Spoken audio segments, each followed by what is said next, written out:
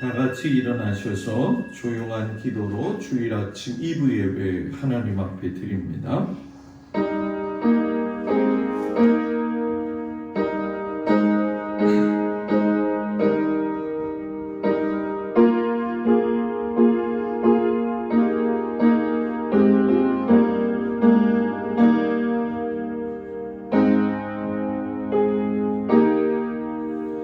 하나님은 영이시니 예배하는 자가 영과 진리로 예배할지니라.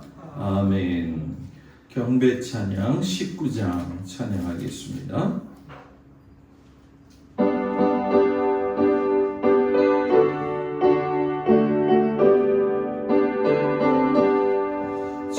찬송하는 손이 있어 사람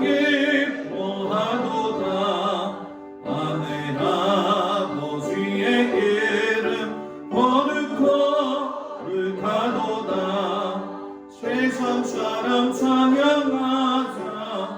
거룩하신 하나님께 할렐루야 할렐루야 할렐루야 아멘. 하나님의 나라 권세 영원토록 하나님의 영광 나라 거룩하도다.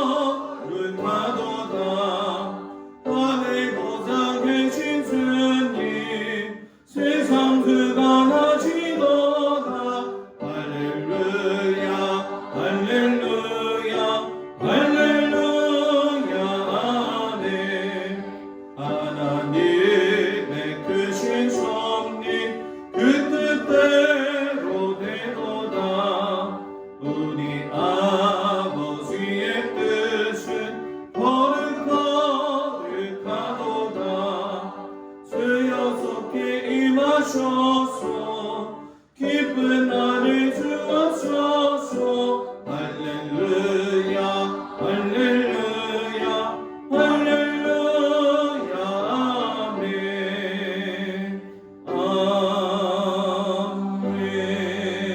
아멘. 교동문 12번 시편 19편 말씀을 교도하겠습니다.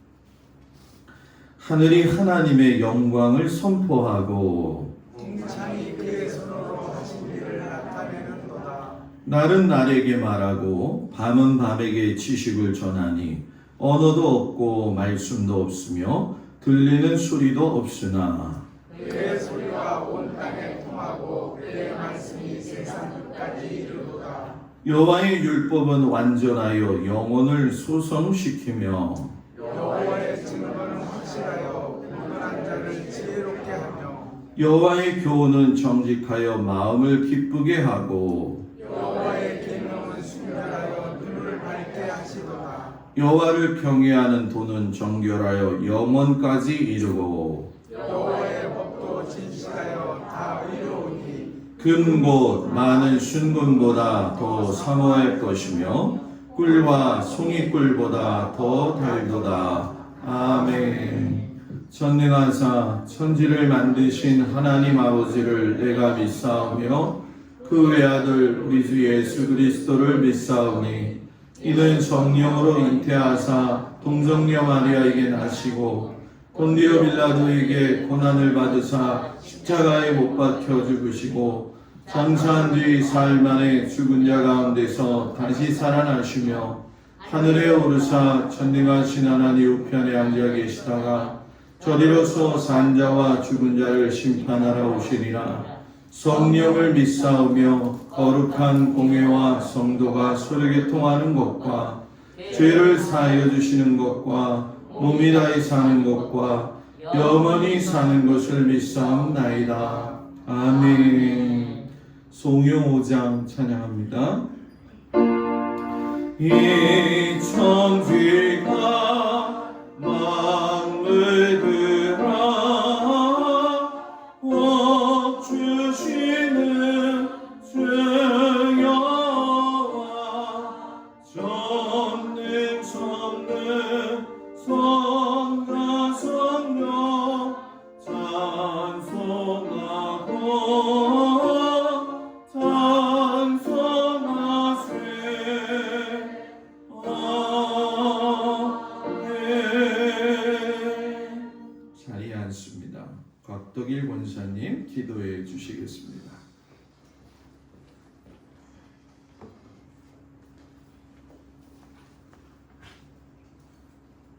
하나님 아버지 감사합니다.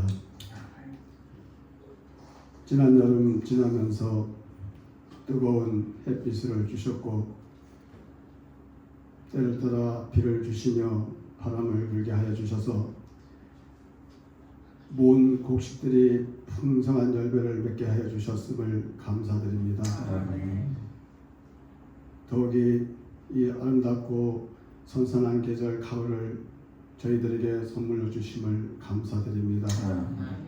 그러나 여름을 지나면서 저희들은 아버지의 뜻을 온전히 헤아리지 못하고 조석으로 덥다고 짜증내며 하늘을 우러러 원망도 한 적이 있습니다. 저희들의 무지함을 용서하여 주시옵소서. 저희들이 원하옵기는 아버지 하나님, 오늘에 우리 잠깐 어렵고 힘든 일 있을지언정 머지않아 아버지께서 더욱 풍성함으로 더욱 깨끗함으로 인도해 주실 그날을 생각하며 우리 모두 기쁨과 감사로 매일매일 살 수 있도록 인도하여 주시옵소서. 동막교회를 사랑하시는 아버지 하나님께서 우리 교회가 매일매일 새롭게 하여 주시고 좋은 소문을 내게 하여 주심을 감사드립니다. 저희 모두 열정적으로 아버지 기쁘시게 하는 예배를 드리며 사랑으로 함께 뭉쳐나갈 때 더 좋은 소문이 나서 임금각처 믿지 않는 모든 분들이 우리 교회로 나와서 구원의 역사가 있을 수 있도록 하나님 역사하여 주시옵소서. 이 나라 이 민족을 사랑하시는 아버지 하나님, 지금까지 굳건하게 세워주셨음을 감사드립니다. 지금 이 시기에 코로나로 인하여 어려운 가운데 있습니다. 이것마저도 아버지께서 아버지의 뜻하신 생각대로 인도하여 주실 줄 믿습니다. 오늘도 단위에 귀한 말씀으로 세워주신 목사님 영역을 항상 건강케 하여 주시고 아버지 붙들어 주셔서 아버지가 필요를 채워주셔서 부족함이 없는 가운데 목회 사역을 하실 수 있도록 도와주시옵소서. 오늘도 목사님 주시는 말씀에 우리 모두 큰 은혜 받는 귀한 시간 되게 하여 주시고 성령으로 충만한 시간 되게 하여 주시며 새 힘을 받고 또 한 주간 나갈 수 있는 우리 모두가 될 수 있도록 하나님 도와주시옵소서. 예수님의 이름으로 감사하며 기도드리옵나이다. 아멘. 하늘에 계신 우리 아버지여, 이름이 거룩히 여김을 받으시오며 나라에 나오시며 뜻이 하늘에서 이루어진 것 같이 땅에서도 이루어지이다. 오늘날 우리에게 일용할 양식을 주옵시고 우리가 우리에게 죄 지은 자를 사하여 준 것 같이 우리의 죄를 사하여 주옵시고 우리를 시험에 들지 말게 하옵시며 다만 악에서 구하옵소서. 나라와 권세와 영광이 아버지께 영원히 있사옵나이다. 아멘.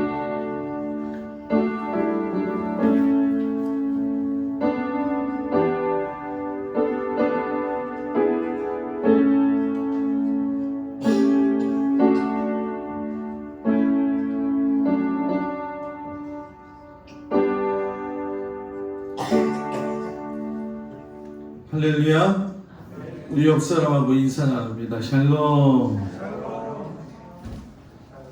오늘도 좋은 주일 아침 주님 앞에 나온 사랑하는 성도들 주의 이름으로 축복을 드립니다. 우리 기도 제목 기억하시고 마지막까지 최선을 다해서 기도하기 바랍니다. 다음 주 셋째 주일은 선교 주일로 지킵니다. 우리가 선교하고 있는 캄보디아의 도기성 이지혜 선교사님 가정, 또 자월 섭리교회 김경일 목사님 가정, 또 이 밖에 코로나로 인해서 요즘 많이 힘들어하시고 수고하시고 헌신하는 선교사님들을 위해서 기도하는 우리 모두가 되기를 바랍니다. 이번 주간 토요일부터 다음 주간 수요일까지 추석 명절 주간이 되어집니다. 아마 금요일부터 많은 차량들이 이동이 있을 텐데 흩어져서 자녀들이 다 오실 거라 생각이 듭니다. 밖에 나가면 예배문을 준비했는데 필요한 대로 가져가셔서 지금 한 50장 만들어 놓은 것 같아요. 그래서 자녀별로 가져가셔서 모자라면 말씀해 주셔서 더 구비해 놓겠습니다. 자녀들과 귀한 시간 또 즐거운 시간 되기를 축복합니다. 우리 찬양 218장 부르시면서 하나님 앞에 귀한 예물 드리겠습니다.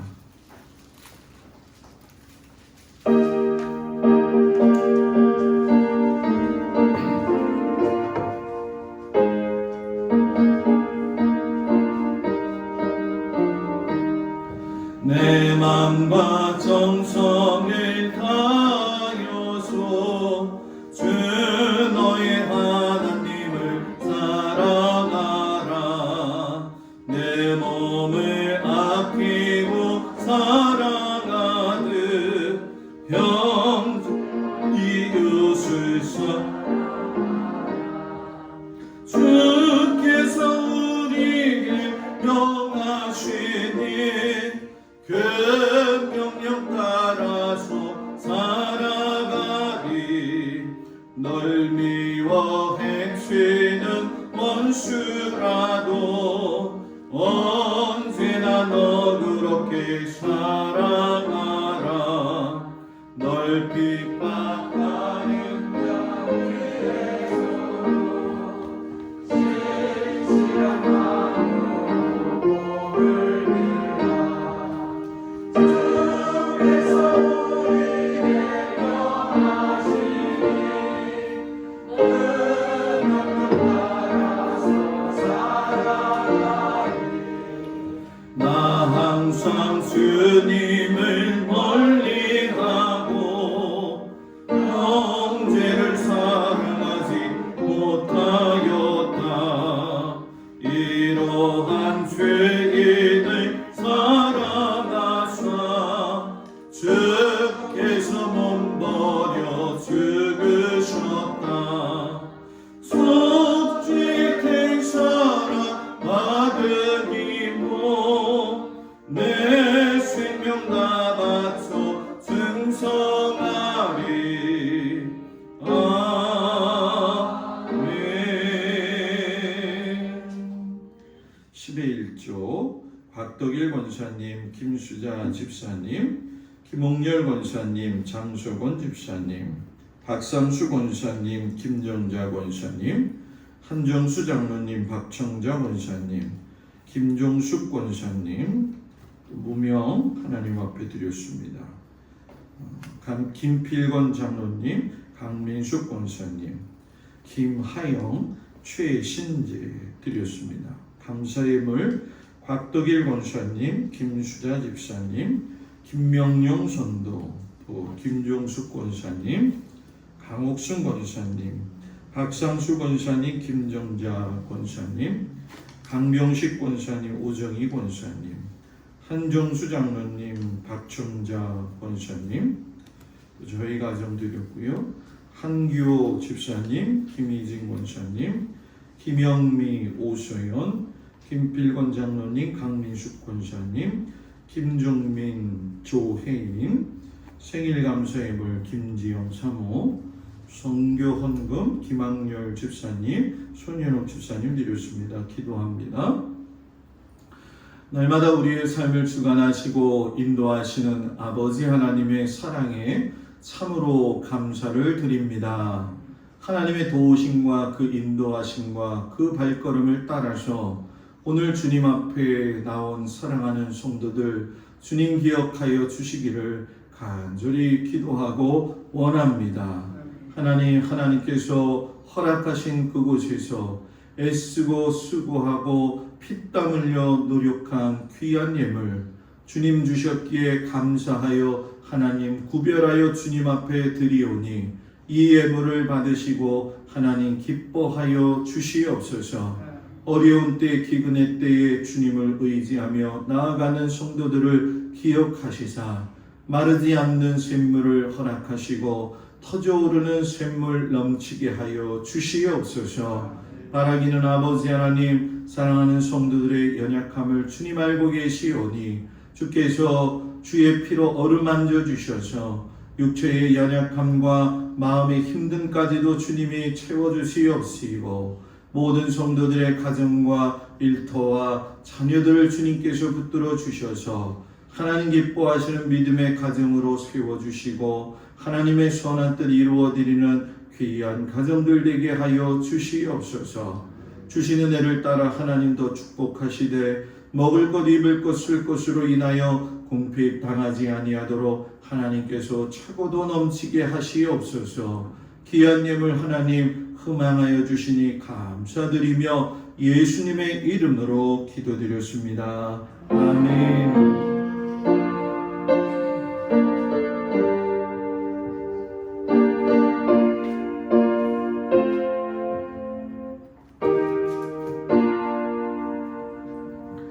하나님이 허락하신 말씀을 보도록 합니다. 출애굽기 17장 1절에서 7절까지 말씀을 먼저 보도록 하겠습니다. 출애굽기 17장 1절에서 7절까지 말씀입니다. 말씀을 봉독해 올립니다. 이스라엘 자손이 온 회중이 여호와의 명령대로 신광야에서 떠나 그 노정대로 행하여 르비딤의 장막을 쳤으나 백성이 마실 물이 없는지라.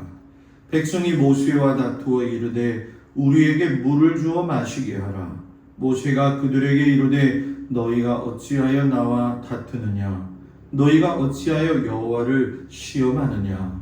거기서 백성이 목이 말라 물을 찾으매 그들이 모세에게 대하여 원망하여 이르되 당신이 어찌하여 우리를 애굽에서 인도해 내어서 우리와 우리 자녀와 우리 가축이 목말라 죽게 하느냐? 모세가 여호와께 부르짖어 이르되 내가 이 백성에게 어떻게 하리이까? 그들이 조금 있으면 내게 돌을 던지겠나이다.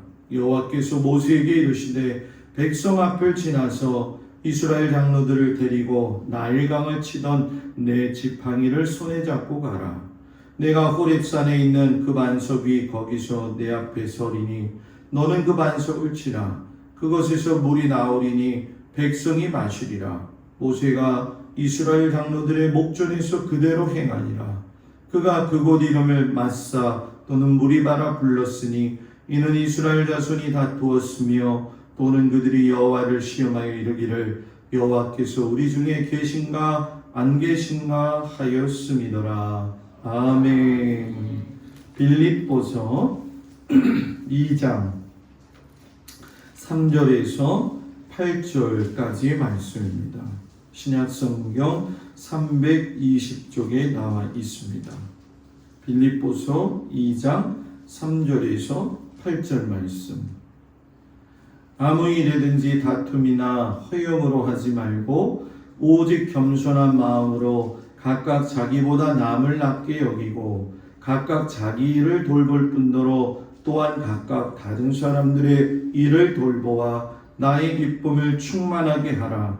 너희 안에 이 마음을 품으라. 곧 그리스도 예수의 마음이니 그는 근본 하나님의 본체시나 하나님과 동등됨을 취할 것으로 여기지 아니하시고 오히려 자기를 비워 종의 형체를 가지사 사람들과 같이 되셨고 사람의 모양으로 나타나사 자기를 낮추시고 죽기까지 복종하셨으니 곧 십자가에 죽으심이라. 아멘.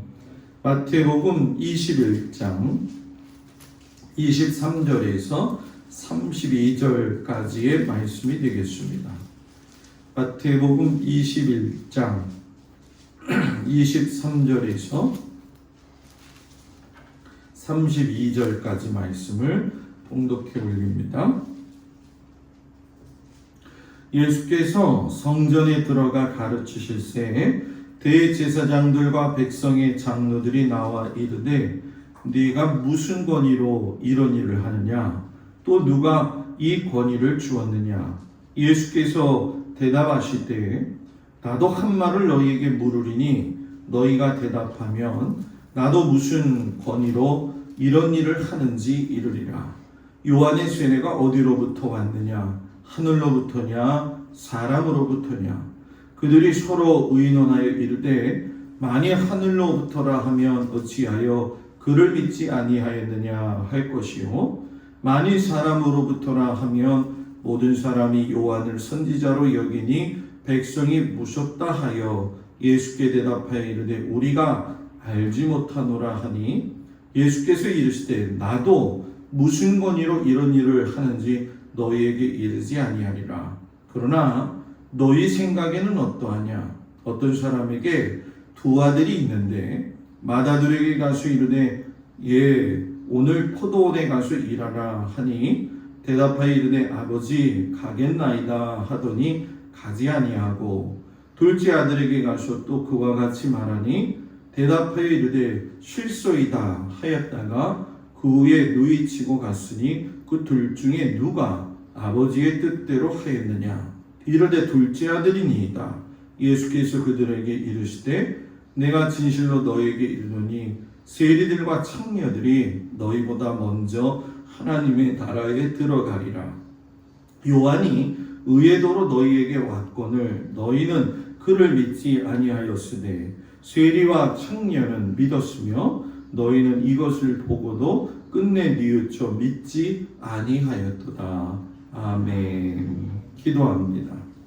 하나님의 말씀이 우리의 심령 가운데 새겨지게 하사 말씀으로 깨어져서 그 좌우에 운동력 있는 날선 검으로 우리의 영과 혼과 골육이 쪼개지는 은혜가 넘쳐 흐르게 하여 주옵소서.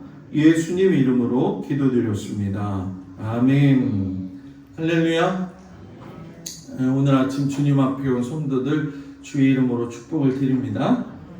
날씨가 굉장히 변화무쌍한데 이번 주 한 수요일부터는 또 태풍의 영향도 받는다고 합니다. 농작물 시설 관리 잘 하시고 또 토요일부터 추석 주간이 시작이 되어지지만 금요일부터 많은 차량들이 이동이 될 거고 또 많이 마음도 분주하게 될 겁니다. 다음 주 수요일까지이기 때문에 긴 시간이 되겠지만 가정별로 또 성도들의 그 마음과 그 자녀들에게도 하나님의 은혜가 흘러넘치기를 축복합니다. 오늘 아침에는 말씀으로 깨어지는 신앙이라는 제목 가지고 은혜를 나누도록 하겠습니다. 혹시 지난주에 제가 뭐 설교했는지 다 잊어먹으셨죠?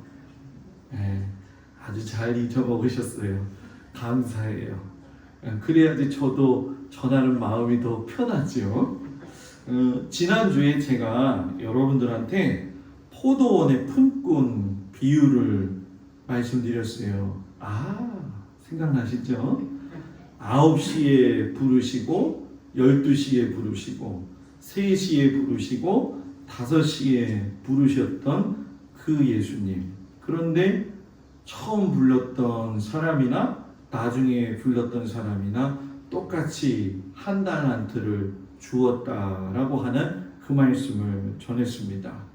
그 말씀 들으면서 우리가 느끼지만 하나님은 사람을 차별도 안 하시거니와 공평하게 대하시는 분이구나. 하나님의 그 사랑, 그 은혜가 참으로 크구나 하는 것을 아마 지난 주간에 많이 은혜 받으셨을 거라 생각을 해요. 사람은 이렇게 여러분 능력과 성과를 가지고 그 사람을 판단하지만 하나님은 그 사람 자체 존재를 아주 소중히 여겨주시는 분이죠. 그래서 우리 성도들 한 사람 한 사람이 귀중하고 소중한 것은 하나님이 여러분 한 사람 한 사람을 그 존재 자체로 소중히 여겨주시기 때문에 여러분들은 아주 귀한 사람들입니다. 아침부터 일찍 나와가지고 일한 사람도 한 달란트, 1시간밖에 남지 않았는데 와서 가까스로 일한 사람에게도 한 달란트. 그러면서 예수님이 그 말씀을 하셨어요. 한 달란트 주는 게 내 뜻이다. 여러분 남일이라 그렇지 별로 기분 안 좋은 일이죠. 그런데 오늘 예수님이 복음서에서 하신 말씀은 그보다도 더 충격적인 말씀이에요. 차라리 늦게 오나 일찍 오나 한 달란트 주셨으니 공평하기는 하다 생각되어지는 그것조차도 깨어지고 마는 말씀이 오늘 말씀이죠.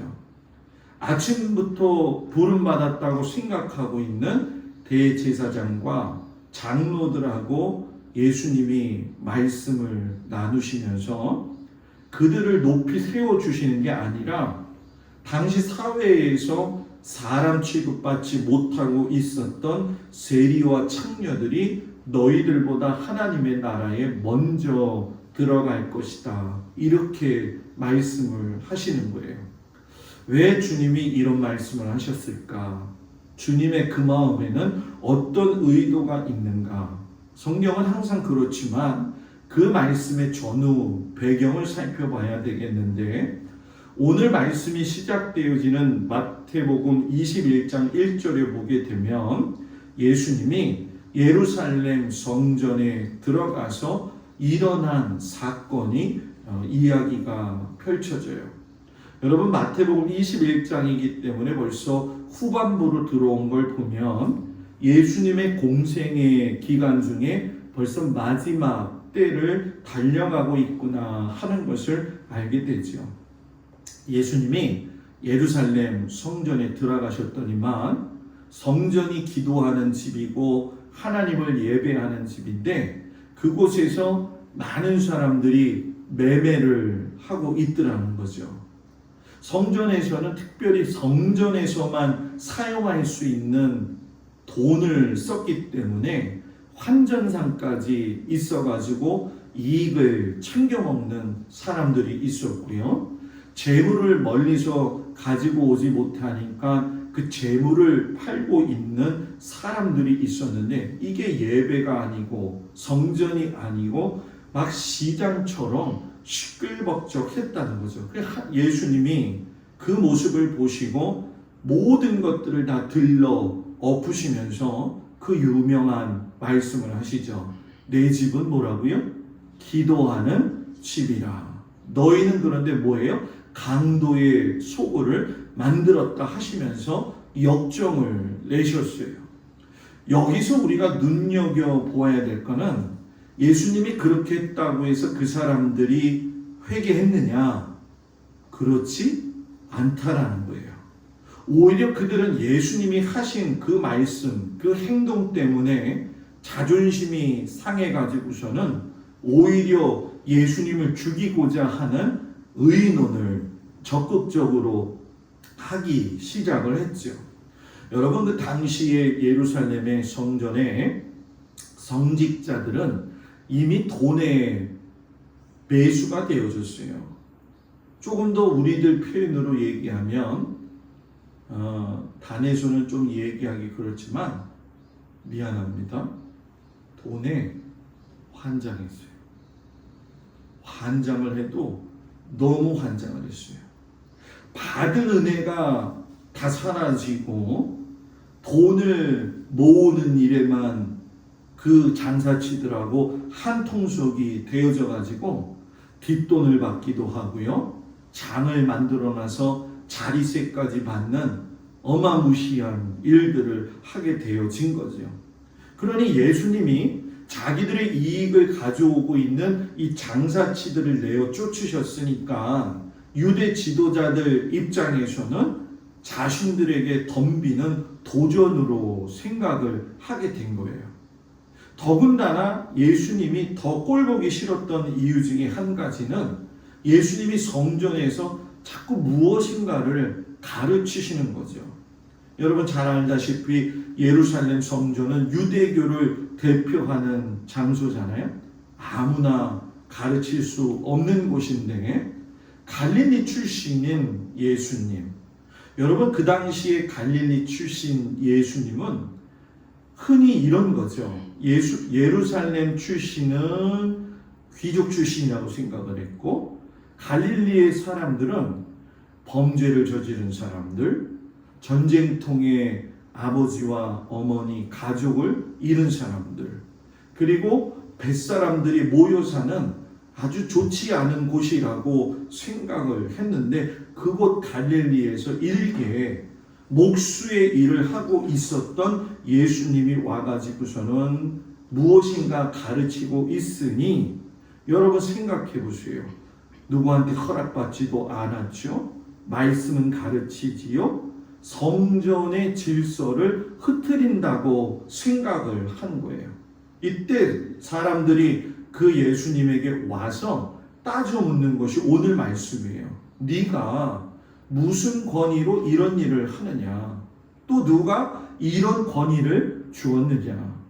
예수님의 자격에 대해서 시비를 거는 건 당연한 일이었죠. 왜냐하면 그 당시에는 유대교에서 인정받는 권위는 그 이스라엘 최고 공회의회였던 산헤드린 의회에서 인정을 받거나 또는 레이지파에 배속되어진 것처럼 이 제사장들이 나름대로의 정식 종교적 이 배경을 갖고 교육을 받았다든가 로마 당국이나 원로원의 공인을 받았어야 되는데 예수님은 여러분 전혀 그런 것이 없는 거죠. 쉽게 설명하면 자격이 없는 사람이 가르친다고 했으니 더군다나 이 예수님이 와가지고 장사하는 사람들 내쫓았지요. 가르치시는 행위까지 했으니까 얼마나 화가 났겠냐는 거예요. 그 물어보는 그 사람들에게 예수님이 오늘 보니까 아무 말씀도 안 하시고 거꾸로 그들에게 이야기를 하셔요. 24절 보니까 나도 한 말을 너희에게 물으리니 너희가 대답하면 나도 무슨 권위로 일을 하는지를 요한의 사회가 어디서부터 왔는지 하늘로부터 왔는지 사람부터 왔는지라고 질문을 반대로 하시는 거예요. 여러분 이 예수님의 질문은 대제사장과 장로들을 아주 곤란한 가운데에 몰아넣었죠. 여러분 잘 아시다시피 세례 요한은 죽기 전까지 많은 사람들에게 하나님의 나라를 선포하고 또 그가 아주 자랑스럽게 얘기했던 회개하라 천국이 뭐예요? 가까이 왔느니라 이 말을 듣고 많은 사람들이 회개를 하면서 그 앞에 나오고 세례를 받았죠. 근데 지나고 보니까 그 세례 요한이 전하는 메시지도 그렇거니와 세례도 당시 실상 예수님이 그러셨던 것처럼 유대 사회에서 공인을 받은 것은 아니라는 거예요. 그러니 이 시점에서 예수님이 요한의 세례를 왜 끌고 오셨는지 우리는 이유를 알 수는 없지만 분명한 건 여러분 어떤 상황이냐? 그 종교 지도자들이 요한의 세례가 하늘로부터 왔다고 이야기를 하면 그러면 이야기를 하시겠죠. 너희는 왜 그들을 믿으면서 나는 믿지 않니? 이렇게 이야기하실 수 있는 것이고 사람으로부터 왔다라고 이야기를 하면 요한이 하나님으로부터 온 것이라고 생각했던 백성들에게 원망을 들을 수 있는 아주 진퇴양난의 상황이었다는 거예요. 이런 상황 속에서 예수님의 말씀을 좀 새겨 듣고 있잖아요. 세례 요한이 온 이유가 뭘까? 그가 베푼 진리의 말씀은 무엇이고 그가 베푼 세례의 의미는 무엇인가? 또 저 예수는 누군가? 이런 의문을 가져야 되는데 오직 한 가지 일에만 집중을 하죠. 우리의 권위를 너가 왜 손상시키느냐? 이런 생각만 가지고 있는 그들에게 예수님이 한 가지 비유를 이야기하시는 거예요. 자, 그 비유가 여러분 뭐예요? 제가 설명해 드릴게요. 어떤 아버지가 두 아들을 데리고 있었는데 아버지가 맏아들한테 가서 너 좀 포도밭에 가셔서 일 좀 해라. 그랬더니 맏아들이 네 알았어요 이야기해놓고 가지 않았다는 거예요. 그래서 아버지가 둘째 아들에게 야 너가 포도원에 가서 일 좀 해라. 그랬더니 둘째 아들이 싫어요 이렇게 얘기해놓고 나중에 뉘치고 나서 일하러 갔다는 거죠. 예수님이 왜 뜬금없이 이 비유를 설명하셨을까? 예수님은 여기서 마다들을 보라는 거예요. 입으로는 아버지 갈게요 해놓고 정작 행동으로는 옮기지 않았던 그 마다들의 위선적인 모습이 바로 뭐예요? 너희들의 모습이라는 거지요. 그리고 반면에 처음에는 싫다고 했지만 나중에 뉘쳐서 갔던 그 둘째 아들이 순종했던 것처럼 너희들이 무시하고 버러지 같은 인생이라고 했던 저 세리와 창녀들은 하나님 앞에서 회개하고 돌아가지 않았느냐라는 거예요. 여러분, 하나님께서 오늘 이 말씀 속에서 깨닫게 하시는 게 뭐냐? 회개하는 삶은 생명을 허락하신다. 여기서 저는 더 나아가서 여러분들이 회개하는 것에만 몰두하지 말고 회개한 것을 자유와 기쁨으로 누릴 수 있는 은혜까지 있기를 축복합니다. 그러니 여러분, 세리와 창녀들과 그래도 좀 잘났다고 생각하고 있는 대제사장과 장로들에게 비교를 하고 있으니 여러분 모욕적이지 않겠냐는 거예요. 제가 있잖아요. 여러분들을 다른 교회 교인들하고 비교하면 좋을까요? 안 좋을까요? 예를 들어서 강남교회 교인들처럼 좀 해봐요. 그냥 뭐 별로예요. 나 같으면요 이런 거죠. 우리 목사님이 최고예요 라고 했을 때 우리 목사님은 저 교회 목사님보다 못해요. 그 말 들으면 약 올릴 것 같은데. 저도 사람이니까, 그죠? 사람이니까. 한 번은 서울에서 사경회가 있고 지방회가 있는데 교회의 모든 그 성도들하고 같이요. 각 교회 목사님들이 나와가지고 저는 인사를 하는데 다 알고 있는데 인사하기가 그렇잖아요. 그래서 제가 다 부르는데 가만히 앉아 있었더니 난리가 난 거예요. 여성교회 회원들이 목사님 안 나갔다고. 우리 목사님 이것도 잘생겼다는 얘기를 여기서 또 하게 되네. 우리 목사님이 제일 잘생겼는데 왜 안 나가냐고. 그래서 한번 아주 혼이 난 적이 있었거든요.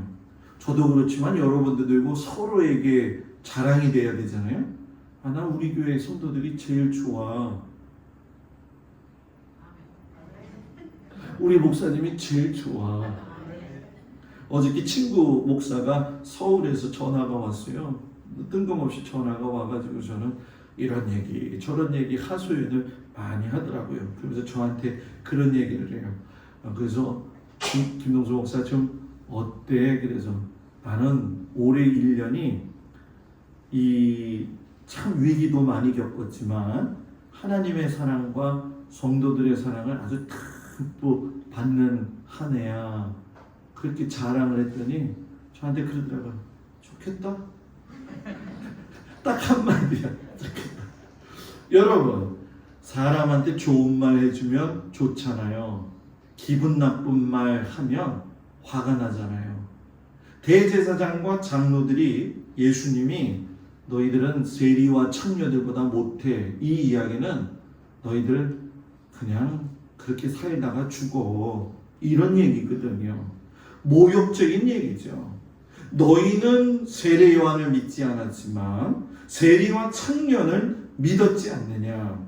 그러면 여기서 정확한 관점을 가지고 우리가 생각해야 되는데, 여기서 예수님은 누구를 칭찬하려고 하는 것이 아니에요. 왜냐하면 예수님 앞에서는 대제사장이나 장로들이나 세리나 창녀들이 불완전한 똑같은 인간일 수밖에 없다는 거예요. 그러나 단 하나, 한 종류의 인물들, 지도자들은 회개하지 않았다는 것이고, 다른 한 나머지 인물들은 하나님 앞에서 그래도 회개했기 때문에 저들은 낫다라고 말씀하시는 거죠. 너희가 하나님의 맏아들이라고 자처하지만 행동으로는 하나님 앞에 불순종하는 그런 모습을 가지고 있지만, 그래도 가치를 인정받지 못했던 저 세리와 창녀들은 최소한의 누이층과 회개를 통해 가지고 하나님의 말씀으로 깨어지기 때문에 저들은 하나님의 나라에 들어갈 수 있다라고 이야기를 하시는 거예요. 여러분, 평생에 못 잊을 모욕적인 말이지만 만약에 그들 중에 한 사람이 맞구나, 예수님의 말씀이 맞구나, 우리가 죄인이지, 내가 하나님의 사람으로서 백성들을 잘 이끌고 가야 되는데 잘못했지, 회개하고 어떤 사람이 돌아섰다고 한다면 그 사람은 그날이 모욕의 날이 아니라 생명을 새롭게 얻은 날이죠. 여러분, 신충적으로 볼까요? 왜 마다들은 아버지의 말씀에 순종하는 것 같으면서 마지막에 가서 아버지의 말씀을 무시했을까? 대제사장과 이 백성의 장로들은요, 지도자로서 많은 혜택을 누리고 있었어요. 권위도 있었고 생활도 보장받았고 백성들의 존경도 받았어요. 자신들의 신분이 보장이 되다 보니 그것에 집착을 하게 되고 그것을 누리기 위해서 거기에 골몰을 했죠. 사람은 두 가지를 동시에 잘하면 좋겠어요. 하나님도 잘 믿고 또 세상에서도 열심히 좀 살고. 그런데 있잖아요, 그러지 못해요.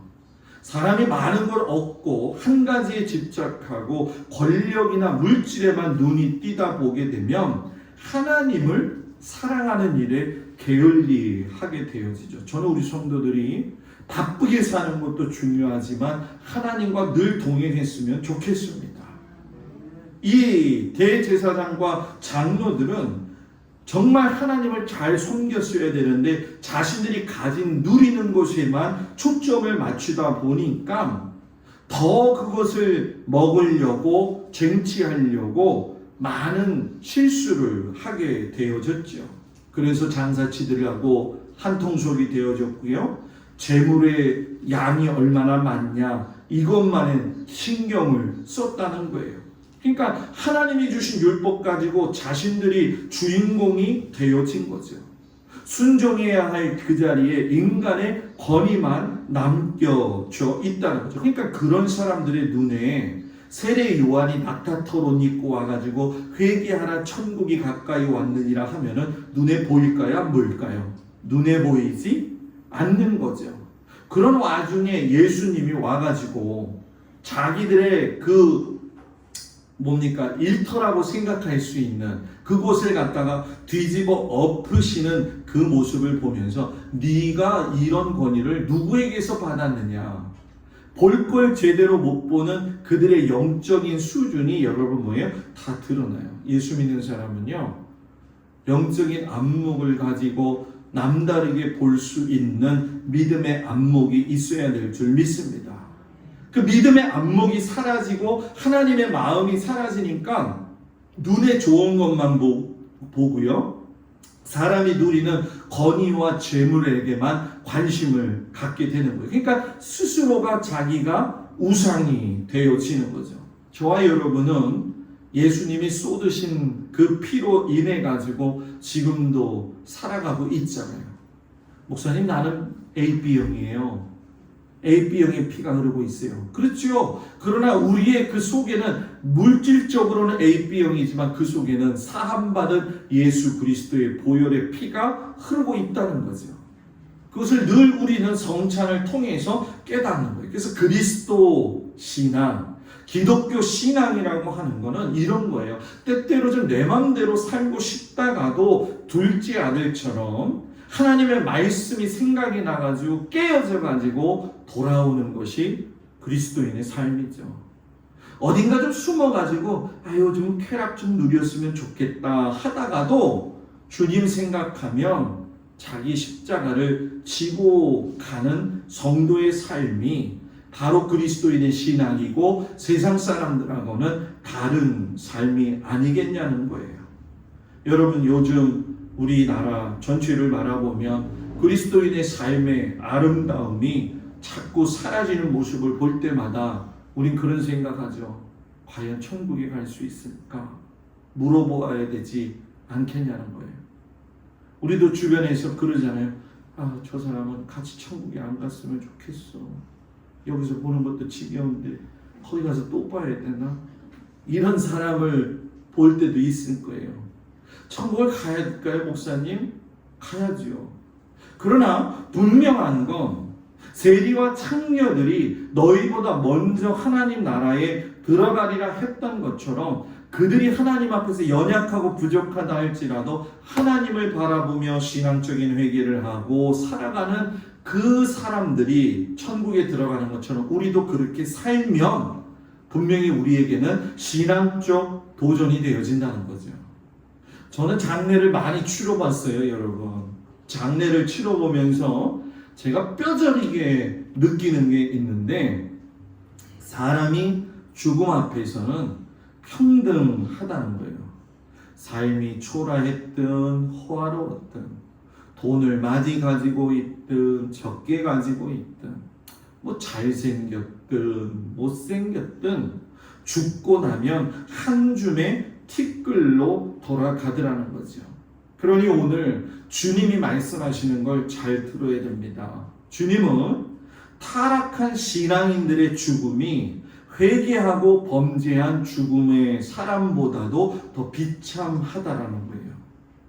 우리가 내가 어떤 길을 가다가도 아버지의 말씀이 다시 생각나가지고 발길을 포도원으로 돌렸던 그 둘째 아들처럼 내가 지금 어디 가고 있지? 내가 하나님 앞에서 돌아서야 되지 않을까? 이런 사람은 생명을 얻게 되는 줄 믿습니다. 세리나 창녀처럼 회개하라는 그 주님의 음성을 들을 적에 가다가도 멈출 수 있어야 되고 당연히 멈춰야 되고 회개하고 돌아설 적에, 그래서 천국은 여러분 의인이 들어가는 의인들의 나라가 아니라 뉘우치며 회개하는 죄인들이 들어가는 나라가 천국이라는 거예요. 그렇기 때문에 반대로 여러분 지옥은요 죄인들이 들어가는 곳이 아니라 회개하지 않은 사람들이 들어간다는 거예요. 여러분 사람의 생각에는 그 사람의 가치관이 담겨져 있어요. 가치관. 살아온 연수만큼 자기 생각이 완고하잖아요. 그죠? 저도 54년 살았어요. 장로님, 권사님 앞에는 부끄러운 얘기죠. 그런데 여러분 54년 믿은 그 믿음이 교양서적 읽었다고 바뀔까요? 설교 한두 번 들었다고 해서 바뀔까요? 여러분? 안 바뀝니다. 절대로. 하나님의 말씀을 주야로 묵상하지 않으면 완고한 내가 바뀌어질 수가 없어요. 주는 나를 기르시는 목자요 나는 주님의 귀한 어린 양. 그 푸른 풀밭 초장으로 나가서 주의 말씀을 먹지 않고 살면 부드러운 심령의 사람이 될 수가 없어요. 아무리 바빠도 여러분 옆에 가정에 일터에 성경책이 있었으면 좋겠어요. 일터에 나갔을 적에는, 들녘에 나갔을 때는 가져갈 수 없겠지만 하나님의 말씀을 그냥 곳곳에 두고 있는다고 한다면 하나님의 말씀을 듣다가 보면 그 심령은 깨어지게 되어져 있는 거죠. 오늘 구약 성경에 보면 원망과 다투는 사람들만 나오죠. 여러분 이들이 누구예요? 하나님께서 애굽 땅에 내렸던 10가지의 재앙을 본 사람들이고요. 장자를 구원해 주신 걸 본 자들이고요. 홍해바다가 자기들 눈앞에서 갈라진 걸 본 자들이고요. 하나님이 불기둥과 구름기둥으로 인도하신 걸 본 사람들인데 자기들이 먹고 마시는 물이 없으니까 하나님 앞에 따지고 불평하는 그 사람들의 모습. 변한 게 하나도 뭐예요? 없어요. 왜 그렇게 그들이 변하지 않았을까? 여러분 뭐 때문에 그랬을까요? 그들은요 하나님의 말씀을 들을 수가 없었다는 거예요. 아닌데요 목사님? 아니에요. 성경을 잘 보세요. 여러분 아직 이들은 시내산에 도착하지 않았어요. 시내산에 도착하고 나서야 모세가 하나님한테 올라갔고 그 산에 올라가서 하나님의 율법을 받아들이게 되고 그때부터 하나님의 말씀을 들었지 않냐는 거죠. 그러니까 여기서 중요한 건 말씀은 들어야 되고 그 말씀을 들음으로 인해서 내 삶의 심령이 다듬어질 때에 믿음은 바로 세워진다는 거예요. 그래서 말씀이 없는 그 믿음은 미련하게 되어질 수밖에 없다라는 거죠. 여기까지만 이끌어온 것도 기적이죠. 사도 바울은 그런 이야기를 해요. 아무 일에나 다툼이나 허영으로 하지 마세요. 오직 겸손하세요. 왜? 예수님이 하나님의 본체시지만 동등될 것으로 취하지 여기고 아니하시고 자기의 그 형체를 비워서 종의 모습이 되지 않으셨습니까? 이렇게 얘기하잖아요. 우리가 겸손하게 살 수 있는 거, 예수님의 마음으로 살 수 있는 건 말씀을 읽고 말씀으로 깨어질 때 가능하게 되어진다는 사실을 여러분 잊지 않기를 축복합니다.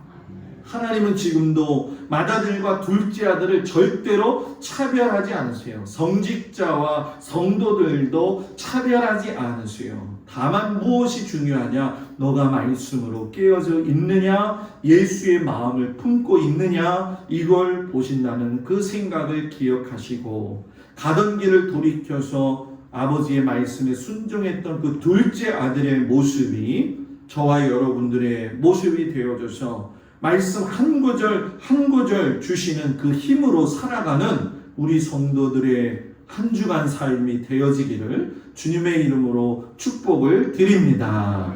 우리 다 같이 일어나셔서 기도하겠습니다. 이 시간 자기 몸의 아픈 곳에 손을 얹고 기도하겠습니다. 손을 얹고 기도합니다. 주여, 이 시간 우리 주 예수 그리스도의 이름으로 선포하며 기도합니다. 우리 주 예수 그리스도의 보혈의 피가, 십자가에 흘리신 그 보혈의 피가 살아가는 성도들의 연약한 곳 위에 손을 얹고 기도하오니 주님 임재하여 주셔서 깨끗하게 하시고 수송케 하시고 강성케 하여 주시옵시고 마음도 주님 붙들어 주시옵소서.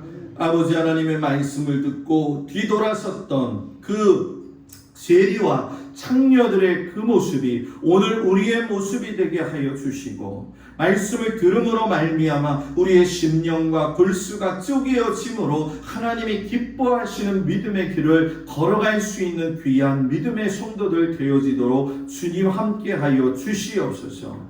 하나님만이 인생의 정답임을 깨닫고 감사함으로 살아가는 한 주간이 되게 하여 주시옵소서. 이제는 우리 주 예수 그리스도의 은혜와 우리를 사랑하시는 하나님의 그 놀라우신 사랑과 성령님의 위로하시고 돌보시고 그 인도하심이 이제 하나님의 말씀을 듣고 또 한 주간 열심히 살아가고자 출발하는 우리 성도들 위해 이제로부터 영원토록 함께하여 주시기를 간절히 축원하옵나이다. 아멘.